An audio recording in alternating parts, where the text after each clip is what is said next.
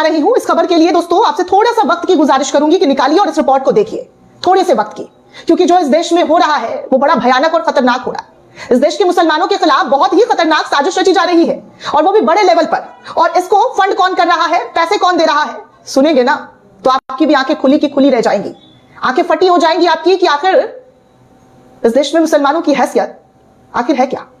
क्योंकि फंड हो रहा है इस देश में मुसलमानों को हटाने के लिए, पैसे डाले जा रहे हैं इस देश के मुसलमानों को बाहर भेजने के लिए, उनके खिलाफ षड्यंत्र रचने के लिए। और ये पैसा कौन दे रहा है, तो ये पैसा मोदी सरकार के मंत्री के मंत्रालय के जरिए दिया जा रहा है। जी हां दोस्तों, बिल्कुल सही सुना आपने, मोदी के मंत्रालय के मंत्रियों के जरिए ये पैसे बांटे जा रहे हैं। और इस इवेंट में बीजेपी के कई लोग शामिल हो रहे हैं, और शामिल होकर इस देश के मुसलमानों के खिलाफ क्या कुछ कहा जा रहा है मंच लगाकर, और कैसे कैसे षड्यंत्र और किस तरीके की घिनौनी बातें की जा रही है, इसे सुनकर मैं तो दंग हो रह गई कि आखिर हमारे देश में हो क्या रहा है, हमारे देश में हो क्या रहा है। हमारे देश में मुसलमानों के साथ इतना घिनौना खेल, इतना साजिश रचा जा रहा है, और पैसा भारत सरकार के जरिए दिया जा रहा है। वाह भाई वाह, क्या किया जाए, क्या कहा जाए, क्या बोलूं मैं दोस्तों, क्योंकि मेरे पास तो शब्द कम पड़ रहे हैं ऐसे रिपोर्ट्स देखकर। अंदर से मैं कांप चुकी हूं, हिल चुकी हूं कि ऐसा भी कुछ हमें देखने सुनने को मिलेगा। और ऐसी भी कोई खबर मैं आपको बता रही होंगी जहां पर मोदी सरकार ने 63 लाख रुपए खर्च कर दिए मुसलमानों को हटाने के लिए। मुसलमानों को हटाने की मांग करने वाले इवेंट पर 63 लाख रुपए मोदी सरकार के जरिए खर्च कर दिए गए हैं। सोच रहे कितनी भारी रकम है और कितनी बड़ी रकम है। 63 लाख रुपए मुसलमानों का इस देश से कैसे खात्मा हो, कैसे इस देश से उनको निकाला जाए, कैसे उनके खिलाफ षड्यंत्र रचा जाए, इस इवेंट का पूरा सार ही यही था। और कहां, तो मोदी जी के दफ्तर से कुछ ही मील पर ये तमाम चीजें हो रही थी, और इसमें लोग शिरकत कर रहे थे। भारी तादाद में लोगों को उकसाने का काम किया जा रहा था, ब्रेन वॉश कैसे किया जाता है वो सब कुछ हो रहा था। धन्य हो मोदी जी, धन्य हो, आपके जैसा महामानव पाकर इस देश के लोग धन्य हो चुके हैं। और भी कुछ दिखवाना बाकी रह गया है, वो भी दिखवा दीजिए। एक काम क्यों नहीं करते हैं, इस देश के मुसलमानों को खड़ा कीजिए और गोली मार दीजिए, क्योंकि बहुत चुभ रहे हैं आपको, आपकी पार्टी को, आपके लोगों को, क्योंकि आप तो कुछ कर नहीं सकते हैं, आपके हाथ शायद बंधे हैं, इसीलिए आप कुछ नहीं कर सकते हैं, ना बोल सकते हैं, ना स्टेटमेंट दे सकते हैं, ना उनके साथ खड़े हो सकते हैं। हाँ, विदेशों में जाकर विदेशी अरबी शेखों के साथ गले लग सकते हैं, भाई बंधु कह सकते हैं, दोस्त यार कह सकते हैं, लेकिन इस देश के मुसलमानों के साथ आपके नाक के नीचे आपके होते हुए ये सब कुछ हुआ और हो रहा है, फिर भी आपने चुप्पी साध ली है।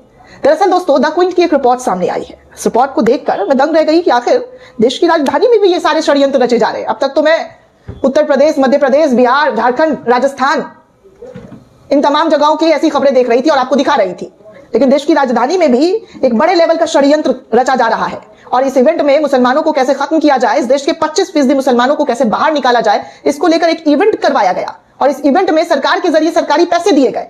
खैर, द क्विंट की रिपोर्ट आपको बता दूं दोस्तों कि 25% भारतीय मुसलमानों को बाहर फेंक दो, भारत को हिंदू राष्ट्र बनाओ, बड़े पैमाने पर धर्म परिवर्तन और मुसलमानों को इस देश से बाहर निकाला, ये सब कुछ मांगे थी जो 13-14 दिसंबर को दिल्ली के भारत मंडपम में उठी। जी हां दोस्तों, दिल्ली के भारत मंडपम में, जो प्रधानमंत्री के कार्यालय से उनके घर से कुछ ही दूरी पर है, वहां पर उठी। यह सब हुआ सनातन संस्था द्वारा आयोजित सनातन राष्ट्र शंखनाद महोत्सव के दौरान। द क्विंट ने सबसे पहले इस इवेंट में दिए गए नफरती भाषण यानी कि हेट स्पीच का खुलासा किया। उसके बाद द क्विंट ने बताया कि इस कार्यक्रम में केंद्रीय संस्कृति मंत्रालय और दिल्ली के पर्यटन मंत्रालय का साथ मिला हुआ था। इस कार्यक्रम में केंद्रीय मंत्री गजेंद्र सिंह शेखावत, श्रीपद नायक, संजय सेठ और दिल्ली के पर्यटन मंत्री कपिल मिश्रा ने भी हिस्सा लिया। इस मामले को आगे बढ़ाते हुए द क्विंट के जरिए आरटीआई के तहत दोनों संबंधित मंत्रालयों से पूछा गया कि क्या उन्होंने इस आयोजन के लिए कोई फंड या पैसा दिया था। तो द क्विंट को आरटीआई के जवाब में क्या मिला है आपके सामने रख रही हूं। द क्विंट कहता है कि हमें पता चला कि केंद्रीय संस्कृति मंत्रालय ने सनातन संस्था को 63 लाख रुपए दिए थे। मंत्रालय ने अपने जवाब में और क्या क्या दिया है यह भी मैं आपको पढ़कर बताना चाहूंगी। इसमें बताया गया कि हमें दिल्ली के पर्यटन मंत्रालय की ओर से अभी तक कोई जवाब जो है वो नहीं दिया गया। हालांकि इस कार्यक्रम में जो नफरती भाषण है उसके कुछ हिस्से द क्विंट के जरिए छापे गए, जिनमें सुरेश चौहान के, जो सुदर्शन टीवी का प्रमुख है, जो लगातार विवादित बयान, नफरती भाषण देता रहता है, वो भी इस मंच पर पहुंचा और यहां पर कहा कि भारत में फिलहाल 25% मुसलमान घुसपैठिए हैं, वो बांग्लादेशी, पाकिस्तानी और अफगानी है। एनआरसी लाओ और उन्हें भारत से बाहर निकालकर फेंको। आगे सुरेश चौहान ने कहा कि मुसलमानों की आबादी पर लगाम लगाने की जरूरत है। वहीं बीजेपी के नेता अश्विनी उपाध्याय ने इस मंच पर जाकर कहा कि क्या सरकारी डर के जरिए मुसलमानों का हिंदू धर्म में धर्मांतरण नहीं किया जा सकता है। अगर हिंदू एक व्यक्ति का धर्मांतरण कराए तो हम अपना लक्ष्य हासिल कर लेंगे।